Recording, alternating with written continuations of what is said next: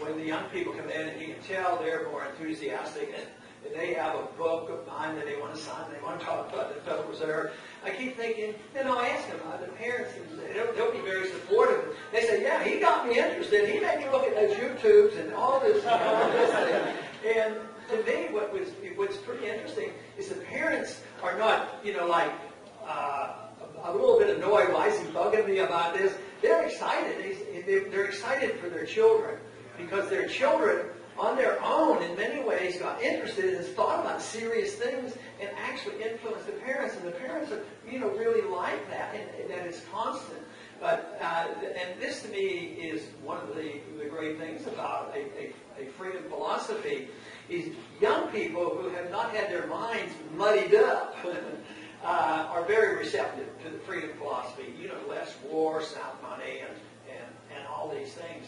But many of us, I know I went through it, and I have a lot of people tell me this, and some of you may have had the same experience, that you more or less had a natural instinct to be left alone, and I think little children are that way. They have an independent mind. I think teenagers are like that.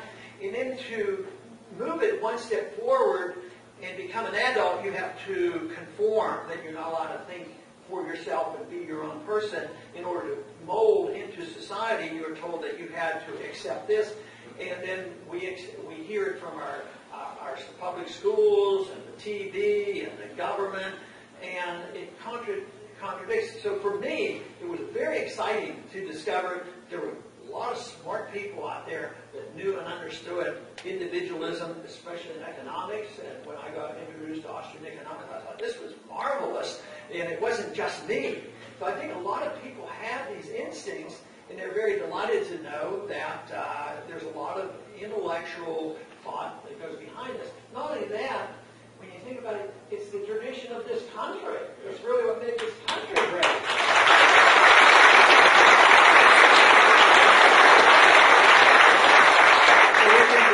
Those good traditions, we can defend our Constitution, but we also don't have to go back. We don't have to go back to the Dark Ages. That's something they'll always accuse us of. And they say, oh yeah, you want to live in the 18th century or something like this and ridicule. You want to go back to this gold standard, and you want to go back to this, all these things that fail. But the truth is we're the ones that are going forward. Everything we have in Washington,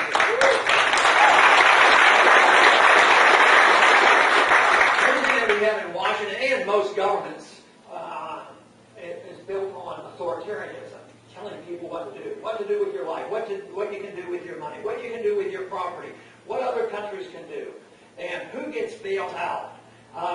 So this whole idea of somebody telling us what to do, if we advance that idea to the point where we really can improve on even what the founders gave us. The Constitution was probably the best document ever written for people, but it really had a lot of shortcomings too.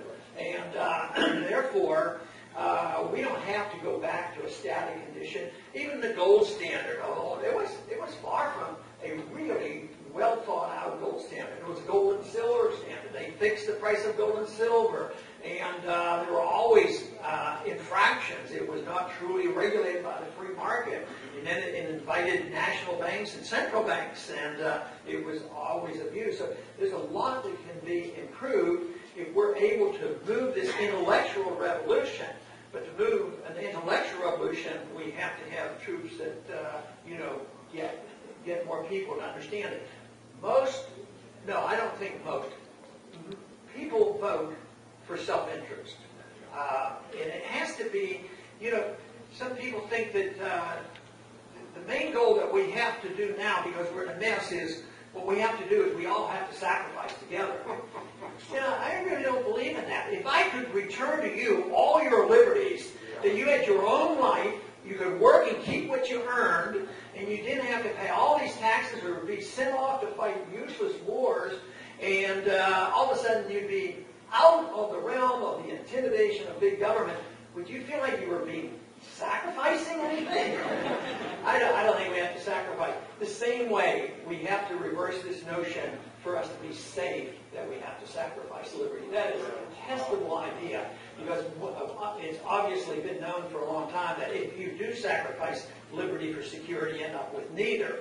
And now we don't have physical security and we don't have economic security because we have sacrificed too much. So I don't want you to have to sacrifice anything. And it's not so much, you don't come out here because you're sacrificing your time and you're sacrificing. We do this out of self-interest.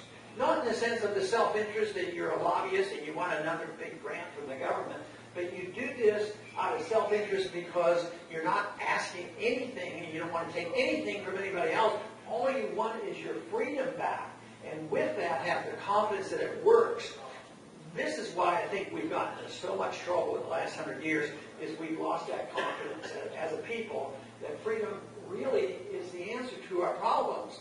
And we've gotten into this trouble because we've ignored those protections in the Constitution, and we can get out of this trouble, whether it's financial, international, or monetarily.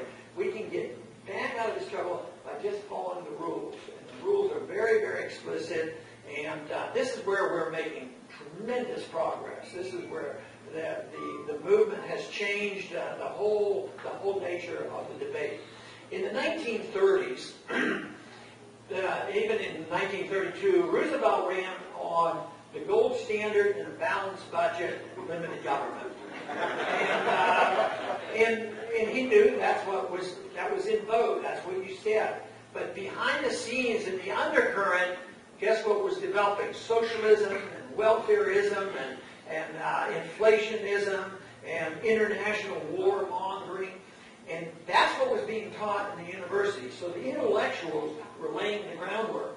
So the facade was, on the surface, yes, you still believed in the gold standard and balanced budget. But then we saw what happened, and from 1932 especially up until now.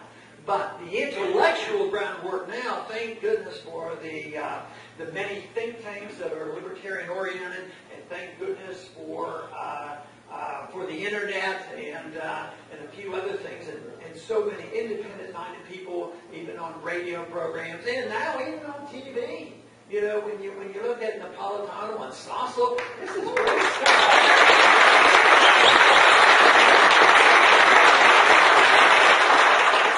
So, to be an optimist, which I am, I say that the groundwork has been laid, and our job now is to spread that message and get people confident.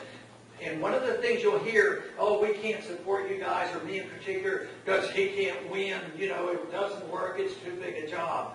But it is changing. And it isn't so much that the great speeches will be heard and will convert everybody, but what really helps us is the total failure of the system that we have put up with for so long, and therefore they are going to be forced to look at what we're doing. So we're in the right place at the right time with the right message. And this is the reason.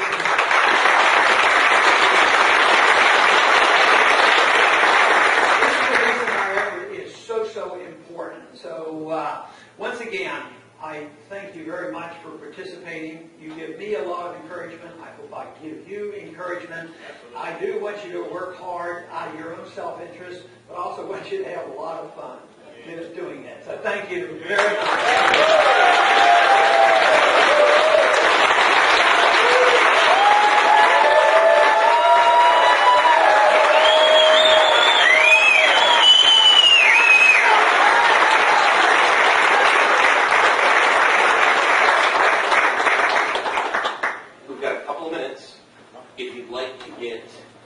A quick picture or say hello really quickly, that'd be great. We've got a